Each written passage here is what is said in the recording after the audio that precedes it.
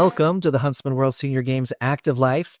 My name is Kyle Case, and I'll be your host on this amazing journey as we attempt to help you get the most out of your life. Today's guest is a former Junior Olympian and college football player. Tim McMahon has been a master's track athlete since age 32, having competed nationwide in sprints, hurdles, long jump, and the decathlon. He recently expanded his athletic pursuits by competing in masters swimming for the very first time at the Huntsman World Senior Games. Just 3 years ago, Tim was diagnosed with stage 3 lymphoma, and he also underwent a total knee replacement at the age of 65. However, this New Jersey decathlete, ocean lifeguard, and lifelong competitor continues to shine bright. Now in remission and cleared to sprint once again, he's rebuilding strength, working through residual neuropathy, and training to return to world-class form. Tim, welcome to the show. Hello, Kyle. Thank you for having me. And it's nice to do this via Zoom rather than flying out to Utah again. But that was a fun experience. It was my first time in your state. Well, we want to make sure that it's not your last time. And the timing is good to use Zoom, but we would love to see you again. And hopefully we get a chance to do that many times over the next coming years. I want to start right off with the Junior Olympics. This is a program that is out there and it's available, but not many people get to participate in it and maybe don't know a whole lot about it. Tell us a little bit, Tim, about the Junior Olympics and how you got involved in this program. Well, the New Jersey suburb I grew up in, New Providence, New Jersey, with very well-rounded sports program. And being 8 years old, I didn't know about it, but I still remember the guy. He looked like Santa Claus. His name was Leo Burke, and he went around to the elementary schools and asked the gym teachers, "Who are your fastest kids?" So I was one of them.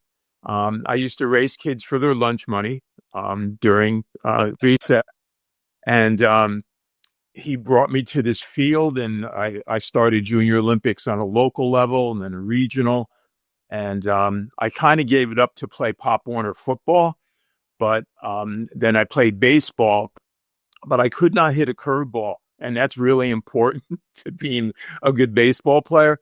So the track coach knew about me and said, "You can't hit a curveball. Come out for the track team." They used to put me in center field, and I would play center and right field because I would run down everything. But the curveball, that's kind of the demarcation, whether you're going to stick with baseball. So I struggled freshman year in track and just got better at it. And I think that's why you see so many masters athletes and Huntsman game athletes in track, because you get out what you put into it, and it's all you. There's no one else. So you've really had a great, diverse introduction to a variety of different sports at a young age. In relation to the Junior Olympics, you said that you started at about 8. Did you continue on up through your teenage years, or did that end early on? No, once I started playing Pop Warner football, I did that, basketball and baseball, but up until 9th grade, that's when I re-entered track. And you did that at high school. And it sounds like it was a little bit of a slow start, but then you kind of figured it out. What were your specialty events in high school? The sprints, and then we had an excellent sprint and hurdle coach. He made me a hurdler my junior year, and I continued that. I just continued to get a lot better, and then I continued that into college while also playing football. So I was a 2-sport athlete in high school, captain of my track team senior year, and captain of the track team in college as well, in addition to playing football. So you talked about the football. I want to transition to that for just a second as we're going along. You mentioned that you started as a youth with Pop Warner. That's where a lot of people start their football careers, but you were able to continue. What was your position in high school, and did you play the same thing in college? Actually, I played running back all throughout Pop Warner in high school, and we were the second-ranked team in New Jersey my senior year, and we were a smaller school, but we had an excellent team. I didn't even start. I think this is a message that masters athletes need to hear, as well as maybe high school and college athletes. We ran a wing T offense. We didn't throw the ball a lot. So I never started one game in high school. Not at all. I was a walk-on in college, and I switched to wide receiver on my own because the first day of college football camp, there were over 100 guys trying out for the team. And I counted because we were waiting to get reps. There were 45 running backs, and there were only 18 receivers. And the coaches let me, they gave everyone a shot at punt returns, kick returns. I ended up starting for 3 years in in college. And I guess I just got better when I had proper coaching, and that was kind of a revelation to me. It was really fun to be able to start in college, but I didn't even start in high school. I think that's such a great story that you shared with us, this experience that you've gone through. And I think it's so important for all of us to remember. And to me, the message, there's so many messages there, but to me, the message is it's never too late, and you never know when you're going to find the thing that works for you. I loved your math ability.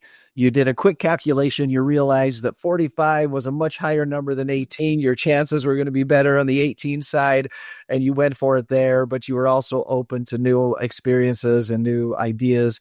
And then, as you said, you were able to continue to get better and better as you went along, more training, more coaching, and you just improved.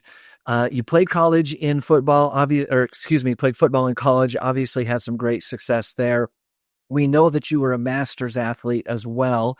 Did you transition immediately out of college or did you continue to compete immediately out of college in open events, or did you take a break and then hit the masters later on? I did. I transitioned when I got out of college in like 1982. Triathlons really were starting to capture the public's fancy. So I did that for a while. I started lifeguarding here in New Jersey, and the ocean lifeguard events, they're very competitive, and we would come together. Monmouth County here in New Jersey, we have all different beach patrols up and down the East Coast. So we would make an all-star team, and then we would go out to Cali. We go down to Florida. We would have a Cape May, New Jersey. We hosted the National Lifeguard Championships here. But that was like a submasters and masters, submasters and like up to 30. And I did some road races. I did a half marathon once. I did a Long Island half marathon when I was 30, and I was cruising along at 6-minute mile pace. I was at an hour at 10 miles. And I'm like, oh, I only have 3.1 miles left. I totally bonked, and I ended up finishing in like 1:25, which is a really good time for a half marathon. But I said, never, never again. So about that time, I was doing the triathlons and the road running. I'm usually about 175, 180. And when you're a distance runner, you can't be that heavy. And neither on the bike on the triathlon, because if you're big in the upper body, that creates more wind resistance. And if you watch the Tour de France guys that do the triathlon, they're like little stick figures up top, but their legs are huge. So I met my wife lifeguarding on the beach, and she said, look, this is great that you're competitive, but if we're going to have a serious relationship, I want a guy with a little more like muscle, like when I met you. And I don't like these guys that are like, we call them ectomorphs. It's a body type that's real thin. So at 32, we had something called the Garden State Games, which is a master's track. And I never knew 1991, the year we got married, I found out about master's track by accident, and I've been doing it ever since. I think that's fantastic. And also fun advice from your fiance that became your wife. Yeah, get in the weight room and stay away from the bike. So you've really been able to participate in a wide variety of sports. And it feels to me like, Tim, you were very intentional about staying in shape. Is that fair to say? Definitely, because when you're a master's athlete, um, we're all just happy to see each other, like at nationals or regionals.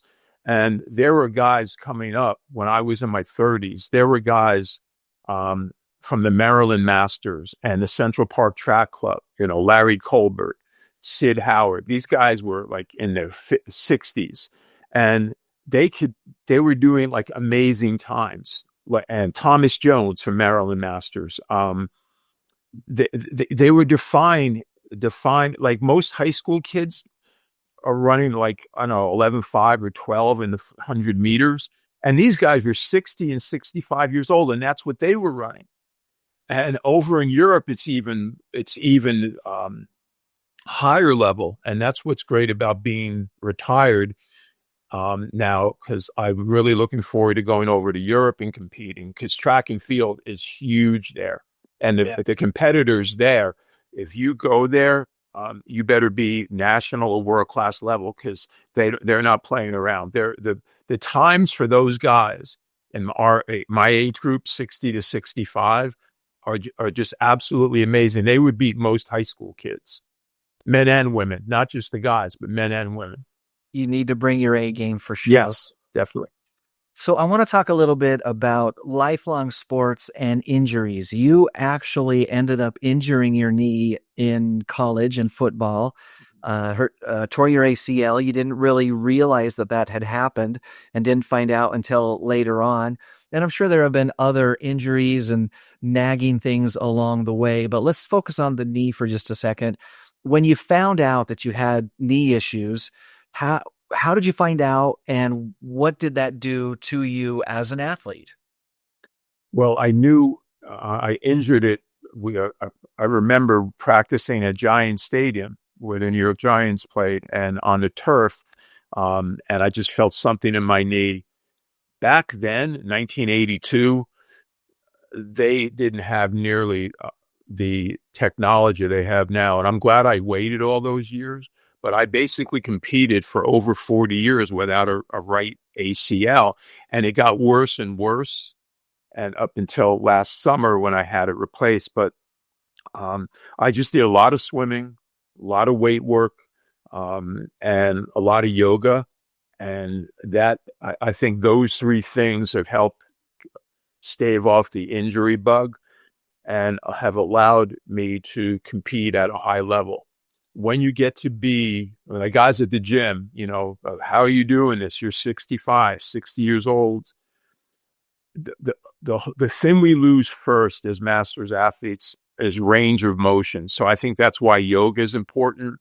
And I think it's important to lift free weights rather than machines, because you're always in the same range of motion when you're on a machine. So the yoga, the swimming are big. Yeah, that makes a lot of sense to me. I know that when you're using free weights, you've got to do all those micro adjustments, the little balancing, those kinds of things. And there are some advantages to that. Of course, there's some risk involved with that too, that can be taken away by the machine. So you got to find your own path and what works the best for you. But you, as I said, you really went about this in a very intentional way. You've been an athlete, and that's been a decision that you made early on, but it's a decision that you have stuck with throughout your entire career. You've talked a little bit about some of the Masters experiences that you've had. Do you have a favorite Masters event that you've gone to that just really stands out? I'm going to Hawaii. That we had 20 years ago this year, 2005, the National Masters Outdoor Championships for track and field were held at the University of Hawaii. And their whole logo at the time and motto was "Run on a Rainbow." And we were there with my family for about 2 weeks, and it was just magical. I did really well. I won a gold medal in the hurdles. The guy that was favored, this gentleman from Illinois, he was going so fast. He was going for a world record, and he fell at the sixth hurdle. And sometimes when you fall in the hurdles, you create a domino effect, a bowling ball effect, and everyone else may fall because you can sprawl out. And basically, I took the lead. I had to hurdle him, because he fell into my lane, and then I had to continue in the race. But aside from the hurdles, the 400 hurdles the next day, being able to surf with my two boys who are now 31 and 28, they were 11 and 8 at the time. My beautiful Italian wife, at the pool at the beach, a very somber trip to the USS Arizona. A woman there, her husband had perished. She was very, very old. But she made the trip, and her husband had perished at Pearl Harbor. So, being next to her, that was a reality check, but it was a magical trip from the time of competition and following that, going to all these great places. They had an athlete's luau. What a great memory, Tim. What a great story. It sounds to me like you have been very active in competing and in various different competitions throughout your adulthood. But it sounds to me like you've also included your family in this. Is that fair to say? Yeah, we would, being a high school teacher, that's a greatest thing about being in education is your summers are off. I could really ramp up my training and also make the necessary arrangements to bring our boys. So in addition to going to Hawaii, we went to the University of Maine 3 times, had great trips there. We went to Disney World twice. We competed at Disney's Wild World of Sports. We went to Chicago. We went to the Midwest. We traveled for the National Masters Track and Field Championships at Wisconsin Dells in that area. And the highlight in the spring, obviously, here in the East Coast, was running at the Penn Relays. And I was able to have our sons meet Michael Johnson up close, Marion Jones, especially in the Olympic years. That's when all the Olympic athletes come out.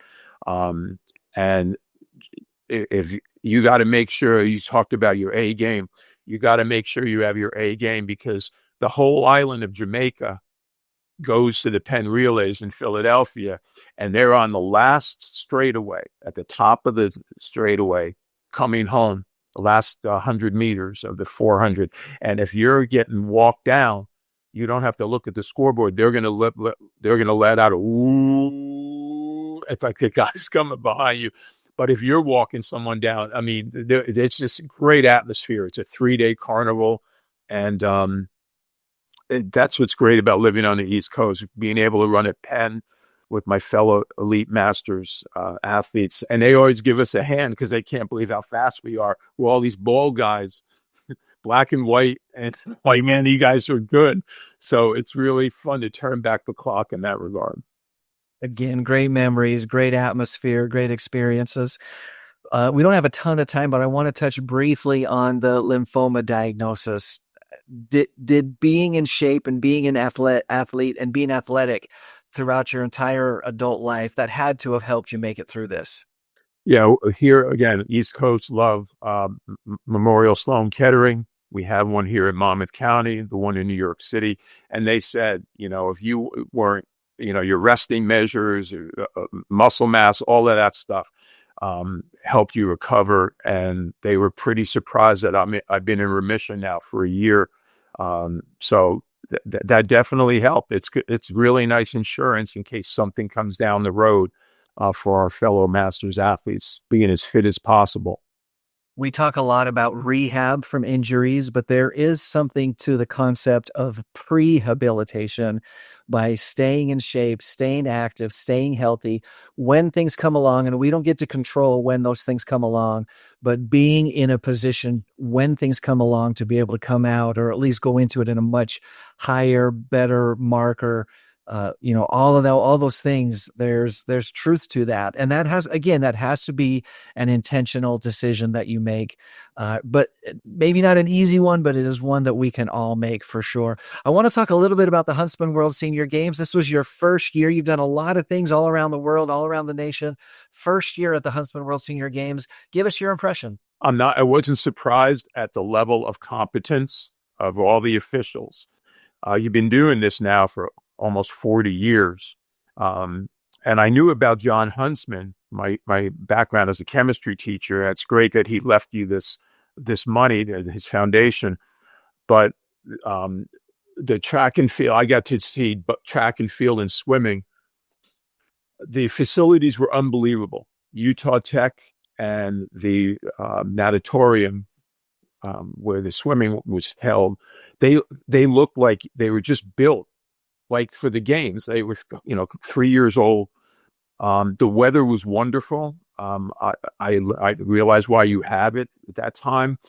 Everyone was so competent, so friendly, and there was a woman who was 101 years old in the pool.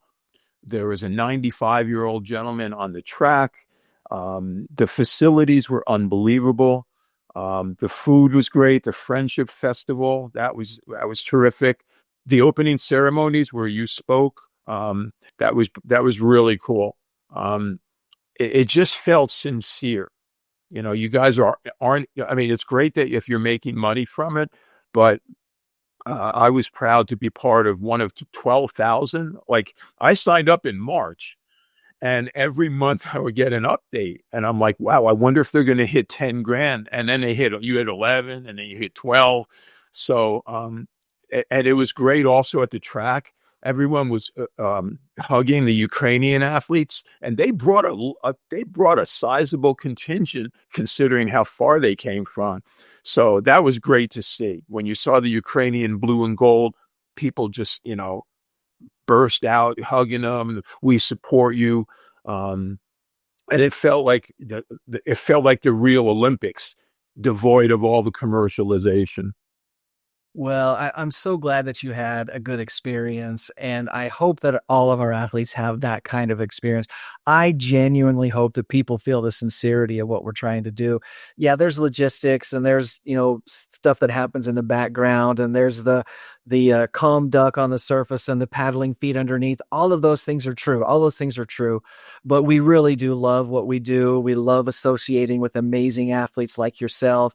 Athletes from all around the world coming to compete, but more importantly, to be associated with people of a like mind and that have the same values and that just want to live their best life and care for one another and help each other out. You mentioned in senior sports and in master sports, that really is the mantra. It's about the people. Of course, we all want to have success. We all want to do our best, but it is about the people that you meet and the friendships that you make. We've just about run out of time. In 15 seconds, what's the biggest thing you've learned from a lifetime of sports? Consistency, nutrition, and being optimistic. Those things are so important. And as I said earlier, those things really are available to everybody. It has to be a decision that you make, but you can be consistent. You can look out for people. You take care of your body, take care of yourself, look for those little successes as you go along, and then help others along the way. I think that's a fantastic way to go about life. Tim, thank you so much for joining us. Thanks for being a part of the games this year. And again, we hope to see you in years to come. Thank you again, Kyle, for having me. Just a couple of things to wrap us up here really quickly. I want to invite everybody to visit our website, which is seniorgames.net. There you're going to find all the results from the 2025 games, as well as news and more about the upcoming 2026 event. If you want to plan ahead, team registration opens for the 26 Huntsman World Senior Games on January 1st. Individual registration opens on March 1st, and the games will run from October 5th through the 17th of 2026. Put that on your calendar. Don't forget about it. Remember to tune in live next and every Thursday at 5:30 p.m. Mountain Time on AM 1450 or FM 93.1 for the Huntsman World Senior Games Active Life. We take this live show and turn it into a podcast, and you can subscribe anywhere that you find your favorite podcasts. If you're listening by podcast or watching by podcast, take a moment and give us a rating, write a quick review. That can really help us spread the word, let people hear about these great events and these great people. You can also find this and previous shows right on our website. Once again, that is seniorgames.net. Invite you to check that out again. Today's inspirational thought comes from the great Frank Sinatra, who once said, The big lesson in life, baby, is never be scared of anyone or anything. Until next Thursday, stay active.